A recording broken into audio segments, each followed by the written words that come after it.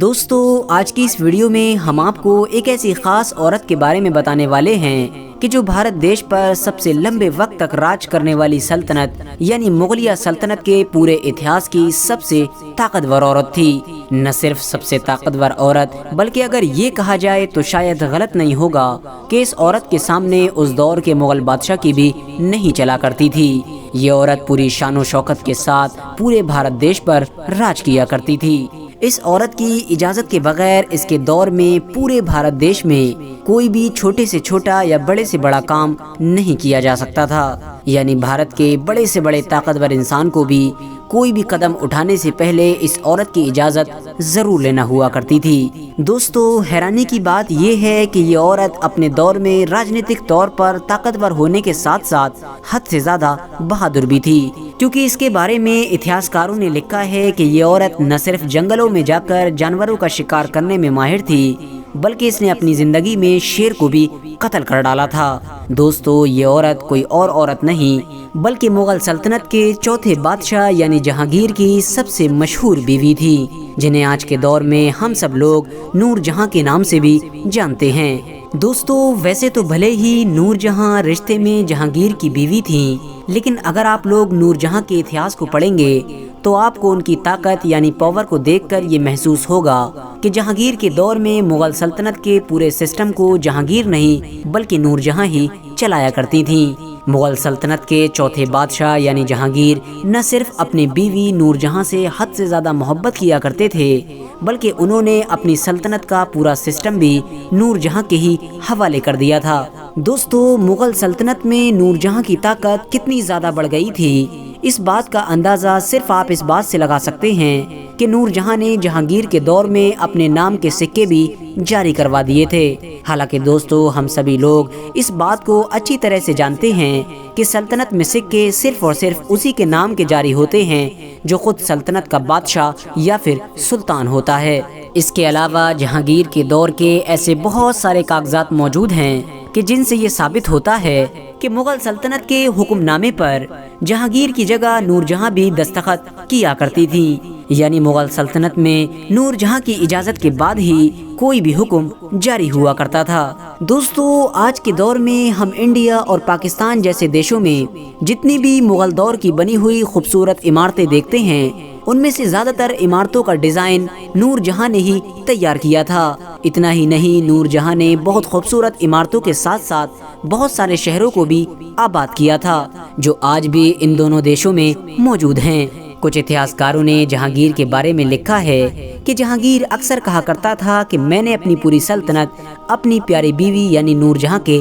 حوالے کر دی ہے، میرے زندہ رہنے کے لیے تو بس تھوڑا سا گوشت اور تھوڑی سی شراب ہی کافی ہے۔ حالانکہ دوستو بہت سارے لوگوں نے اس بات کو جھوٹا بھی بتایا ہے اور ان کا یہ ماننا ہے کہ بھلے ہی جہانگیر شراب کا شوقین تھا لیکن اس کے بارے میں یہ کہنا کہ اس نے شراب کے نشے کی وجہ سے ہی اپنی حکومت اپنی پیاری بیوی یعنی نور جہاں کے حوالے کر دی تھی، یہ بالکل غلط ہے، کیونکہ جس طرح سے نور جہاں نے اپنے دور میں پوری مغل سلطنت کو سنبھالا تھا اس سے یہ ثابت ہوتا ہے کہ نور جہاں کوئی عام عورت نہیں بلکہ حد سے زیادہ قابل اور بہادر عورت تھیں۔ دوستو جہانگیر شکار کے بھی حد سے زیادہ شوقین تھے اور جیسا کہ میں آپ کو پہلے بھی بتا چکا ہوں کہ نور جہاں بھی شکار کرنے میں ماہر سمجھی جاتی تھیں، اسی لیے جہانگیر جب بھی شکار کرنے کے لیے جنگلوں میں جایا کرتے تھے تو اکثر اپنی سب سے پیاری بیوی یعنی نور جہاں کو اپنے ساتھ ضرور لے جایا کرتے تھے۔ ایک بار کی بات ہے کہ جہانگیر اور نور جہاں ایک ہاتھی پر سوار ہو کر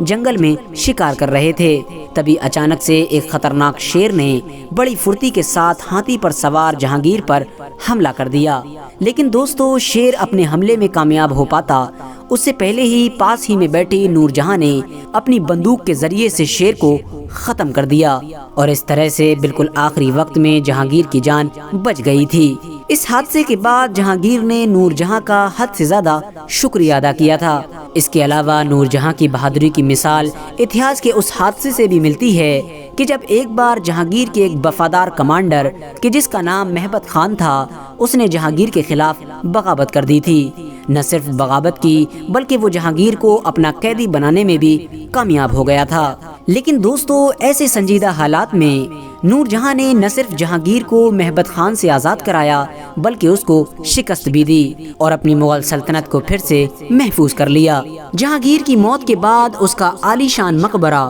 جو آج کے دور میں پاکستان دیش کے لاہور شہر میں موجود ہے وہ بھی نور جہاں نے ہی بنوایا تھا۔ دوستو آپ کی نالج کے لیے بتاتے چلیں کہ نور جہاں کا بنایا ہوا یہ مقبرہ آج کے دور میں مغلوں کی ٹاپ عمارتوں میں گنا جاتا ہے، یعنی اس کی گنتی مغلوں کی سب سے خوبصورت عمارتوں میں کی جاتی ہے۔ حالانکہ دوستو حیرانی کی بات یہ ہے کہ نور جہاں کسی شاہی خاندان سے نہیں تھی بلکہ ان کی پیدائش تو 1577 میں قندھار شہر کے ایک عام گھرانے میں ہوئی تھی، لیکن اس کے باوجود بھی وہ اپنی قابلیت اور بہادری کی وجہ سے مغل اتہاس کی سب سے بہادر اور سب سے طاقتور عورت بننے میں کامیاب ہو گئیں۔ اس کے علاوہ دوستو آپ کو یہ بھی بتاتے چلیں کہ 1611 میں جہانگیر سے شادی کرنے سے پہلے نور جہاں کا ایک نکاح اور ہو چکا تھا، اور وہ نکاح 1594 میں بنگال کے ایک عام کمانڈر یعنی شیر افغان کے ساتھ ہوا تھا کہ جن کی 1606 میں موت ہو گئی تھی۔ یعنی دوستو جہانگیر سے شادی کرنے سے پہلے نور جہاں ایک ودوا عورت تھی۔ فی الحال دوستو آج کی اپنی ویڈیو کو ہم یہیں پر ختم کرتے ہیں۔ ویڈیو پسند آنے پر نہ صرف ویڈیو کو لائک کریں بلکہ اپنے فرینڈز کے ساتھ بھی ضرور شیئر کر دیں، اور اسی طرح کی نالجیبل اور ہسٹوریکل ویڈیوز ہمیشہ دیکھنے کے لیے ہمارے اس چینل کو سبسکرائب کر کے ساتھ ہی میں بیل آئیکن کو بھی پریس کر دیں۔